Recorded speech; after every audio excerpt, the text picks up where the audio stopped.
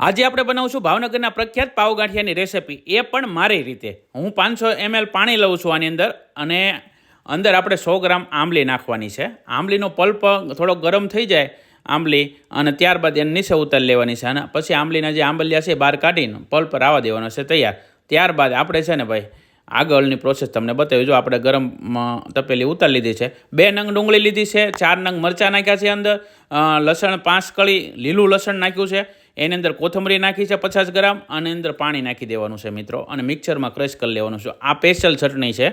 અને ત્યારબાદ આપણે જો પલ્પ તૈયાર થઈ ગયો છે એની અંદર 40 ગ્રામ આપણે ગોળ નાખવાનો છે, અને ત્યારબાદ 1 ચમચી મીઠું જરૂરિયાત મુજબ, 1.5 ચમચી આપણે ધાણા જીરું નાખવાનું છે, 1 ચમચી આપણે મરચું તીખું નાખવાનું છે, બરોબર. અને ત્યારબાદ એને મિક્સ કરી દેવાનું છે. મિક્સ થઈ જાય પછી જે આપણે ચટણી જે ગ્રીન બનાવી છે ને તે અંદર નાખી દેવાની છે, અને તે મિક્સ થઈ જાય ને ત્યારબાદ અંદર આપણે કોલ્ડ ચટણી બનાવવા માટે અંદર બરફ નાખી દઈશું, બરોબર.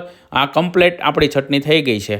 અને હવે સ્પેશિયલ ભાવનગરના પાવ લીધા છે આપણે, અને ત્યાં પાવ તમારા બ્રેડ હશે ને તો પણ ચાલશે, એવું નથી કે પાવ હોય તો આ પાવ ગાંઠિયાની રેસીપી બને. અને સાથે સ્પેશિયલ ભાવનગરી તીખા ગાંઠિયા લીધા છે, અને એની અંદર આ ચટણી તમે નાખો એટલે તમને મોજ આવી જાય ને તેવા આ પાવ ગાંઠિયા તમારા ઘેરે બનશે ભાઈ, મોજ પડી જશે. ગળ પણ તમે તમારી રીતે મેન્ટેન કરી શકો છો. મેં તો ટેસ્ટ કર્યા, મને તો મોજ આવી. તમને સારું લાગ્યું તો વધુ શેર કરજો.